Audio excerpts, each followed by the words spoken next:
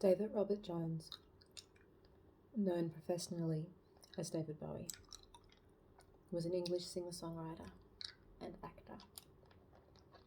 A leading figure in the music industry, Bowie is regarded as one of the most influential musicians of the 20th century.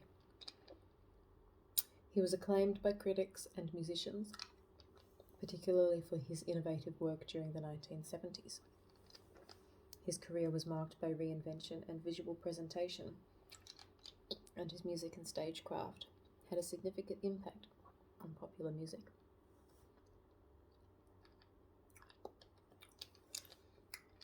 Bowie developed an interest in music as a child. He studied art, music and design before embarking on a professional career as a musician in 1963. Space Oddity, released in 1969, was his first top 5 entry on the UK singles chart. After a period of experimentation, he re-emerged in 1972 during the glam rock era with his flamboyant and androgynous alter ego, Ziggy Stardust.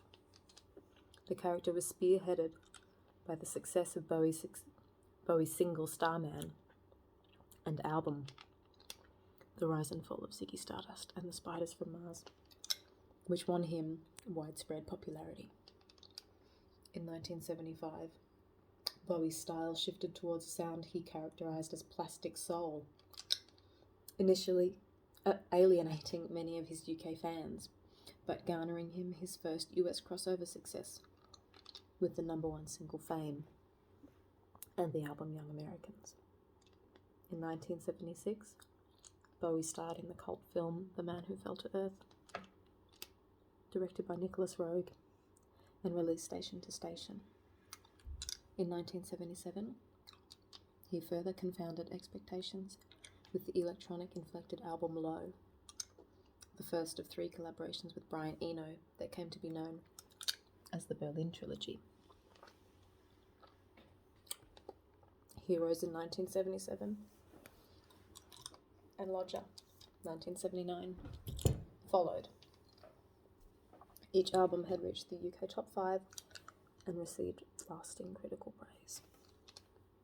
After uneven commercial success in the late 1970s, Bowie had 3 #1 hits: the 1980 single Ashes to Ashes, its album Scary Monsters and Super Creeps, and Under Pressure, a 1981 collaboration with Queen. He reached his peak commercial success in 1983 with Let's Dance. Its title track topped both the US and UK charts. Throughout the 1990s and 2000s, Bowie continued to experiment with musical styles, including industrial and jungle. He also continued acting. His roles included Major Jack Selliers in Merry Christmas, Mr. Lawrence in 1983,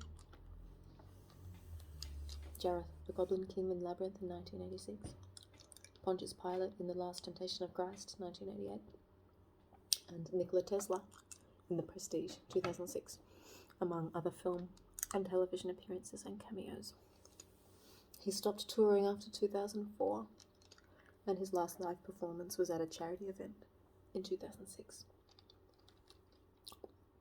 In 2013, Bowie returned from a decade-long recording hiatus with The Next Day. He remained musically active until his death from liver cancer at his home in New York City. He died 2 days after both his 69th birthday and the release of his final album, Black Star, in 2016. During his lifetime, his record sales, estimated at over 100 million records worldwide, made him one of the best-selling music artists of all time. In the UK, he was awarded 10 platinum, 11 gold, and 8 silver album certifications, and released 11 #1 albums. In the US, he received 5 platinum and 9 gold certifications. He was inducted into the Rock and Roll Hall of Fame in 1996. Rolling Stone named him among the greatest artists in history, and even after his death, the greatest rock star ever. I'm just going to move you a bit.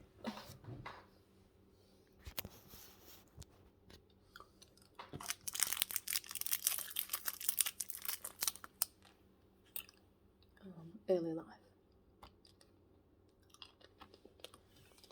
David Robert Jones was born on January 8th, 1947, in Brixton, London. His mother, Margaret Mary Peggy Burns, was born at Shorncliffe Army Camp near Cheriton, Kent. Her paternal grandparents were Irish immigrants who had settled in Manchester. She worked as a waitress at a cinema in Royal Tunbridge Wells. His father, Haywood Stenton John Jones, was from Doncaster, Yorkshire, and worked as a promotions officer for the children's charity Barnardo's. The family lived at 40 Stansfield Road, on the boundary between Brixton and Stockwell in South London, in the South London borough of Lambeth. Bowie attended Stockwell Infant School until he was 6 years old, acquiring a reputation as a gifted and single-minded child and a defiant brawler. From 1953, Bowie moved with his family to Bickley and then Bromley Common, before settling in Sundridge Park in 1955, where he attended Burnt Ash Junior School. His voice was considered adequate by the school choir, and he demonstrated above-average abilities in playing the recorder. At the age of 9, his dancing during the newly introduced music and movement classes was strikingly imaginative. Teachers called his interpretations vividly artistic and his poise astonishing for a child. The same year, his interest in music was further stimulated when his father brought home a collection of American 45s by artists including the Teenagers, the Platters, Fats Domino, Elvis Presley, who shared Bowie's birthday, and Little Richard. Upon listening to Little Richard's song Tutti Frutti, Bowie would say later that he had heard God.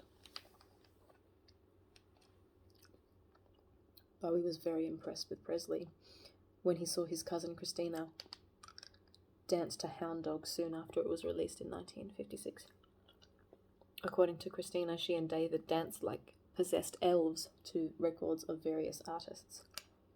By the end of the following year, Bowie had taken up the ukulele and tea-chest bass, begun to participate in skiffle sessions with friends, and had started to play the piano. Meanwhile, his stage presentation of numbers by both Presley and Chuck Berry, complete with gyrations in tribute to the original artists, to his local Wolf Cub group, was described as mesmerizing, like someone from another planet. Having encouraged his son to follow his dreams of being an entertainer since he was a toddler, in the late 1950s, David's father took him to meet singers and other performers preparing for the Royal Variety performance, introducing him to Alma Cogan and Tommy Steele. After taking his 11+ exam at the conclusion of his Burnt Ash Junior education, Bowie went to Bromley Technical High School. It was an unusual technical school, as biographer Christopher Sanford wrote. Despite its status, it was, by the time David arrived in 1958, as rich in arcane ritual as any English public school. There were houses named after 18th century statesmen like Pitt and Wilberforce. I don't know if I'm saying that right. There was a uniform and an elaborate system of rewards and punishments. There was also an accent on languages, science, and particularly design, where a collegiate atmosphere flourished under the tutorship of Owen Frampton. Peter Frampton's dad. In David's account, Frampton led through force of personality, not intellect. His colleagues at Bromley Tech were famous for neither, and yielded the school's most gifted pupils to the arts. A regime so liberal that Frampton actively encouraged his own son Peter to pursue a musical career with David, a partnership briefly intact 30 years later. Bowie's maternal half-brother Terry Burns was a substantial influence on his early life. Burns, who was 10 years older than Bowie, suffered from schizophrenia and seizures and lived alternately at home and in psychiatric wards. While living with Bowie, he introduced the younger man to many of his lifelong influences, such as modern jazz, Buddhism, beat poetry, and the occult.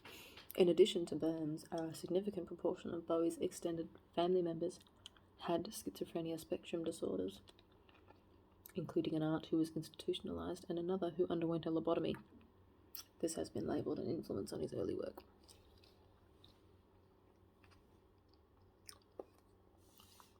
Bowie studied art, music and design, including layout and typesetting. After Burns introduced him to modern jazz, his enthusiasm for players like Charles Mingus and John Coltrane led his mother to give him a Grafton saxophone in 1961. He was soon receiving lessons from baritone saxophonist Ronnie Ross. He received a serious injury at school in 1962 when his friend George Underwood punched him in the left eye during a fight over a girl. After a series of operations during a 4-month hospitalization, his doctors determined that the damage could not be fully repaired, and Bowie was left with faulty depth perception and anisocoria, a permanently dilated pupil, which gave a false impression of a change in the iris's colour, erroneously suggesting he had heterochromia, iridum, one iris a different colour to the other. His eye later became one of Bowie's most recognisable features.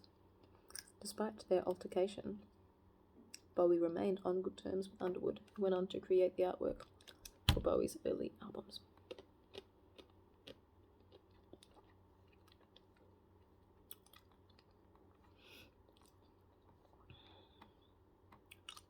It's a very long page.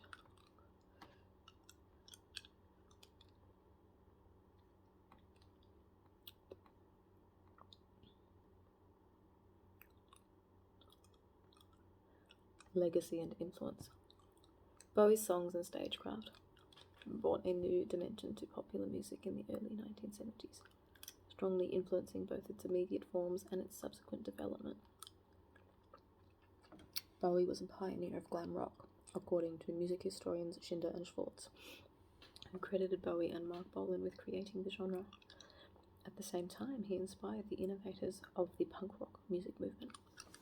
When punk musicians were noisily reclaiming the 3-minute pop song in a show of public defiance, biographer David Buckley wrote that Bowie almost completely abandoned traditional rock instrumentation. Bowie's record company promoted his unique status in popular music with the slogan, "There's old wave, there's new wave, and there's David Bowie." Musicologist James Perrone credited Bowie with having brought sophistication to rock music, and critical reviews frequently acknowledge the intellectual depth of his work and influence.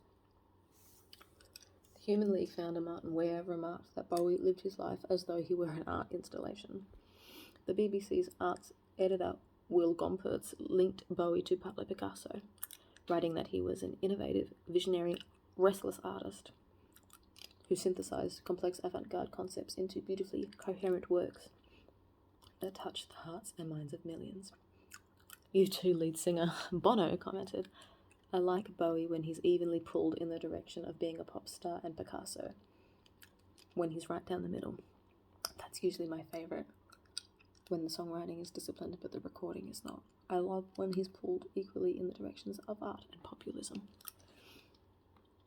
Broadcaster John Peel contrasted Bowie with his progressive rock contemporaries, arguing that Bowie was an interesting kind of fringe figure on the outskirts of things.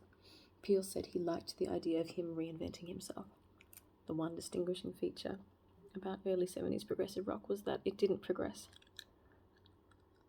Before Bowie came along, people didn't want too much change. Buckley called the era bloated, self-important, leather-clad, self-satisfied. Then Bowie subverted the whole notion of what it was to be a rock star.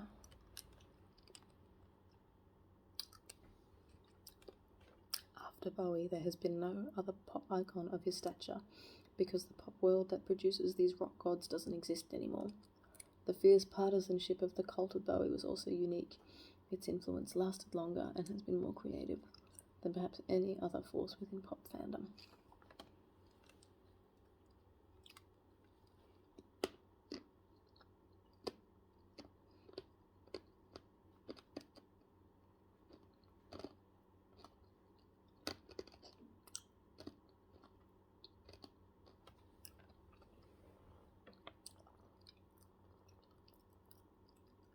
On 10th of January 2016, Bowie died of liver cancer in his New York City apartment. He had been diagnosed 18 months earlier, but had not made his condition public. The Belgian theatre director Ivo van Hove, who had worked with Bowie on his off-Broadway musical Lazarus, explained that he was unable to attend rehearsals due to the progression of the disease. He noted that Bowie had kept working during the illness. For Scont, he wrote, "He always did what he wanted to do, and he wanted to do it his way, and he wanted to do it the best way. His death was no different from his life, a work of art. He made Black Star for us his parting gift. I knew for a year this was the way it would be.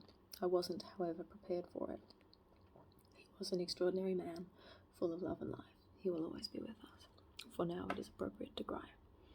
Following Bowie's death, fans gathered at impromptu street shrines at the mural of Bowie in his birthplace of Brixton, South London, which shows him in his Aladdin Sane character. Fans laid flowers and sang his songs. Other memorial sites included Berlin, Los Angeles, and outside his apartment in New York. After news of his death, sales of his albums and singles soared. Bowie had insisted that he did not want a funeral, and according to his death certificate, he was cremated in New Jersey on 12th January. As he wished in his will, his ashes were scattered in a Buddhist ceremony in Bali.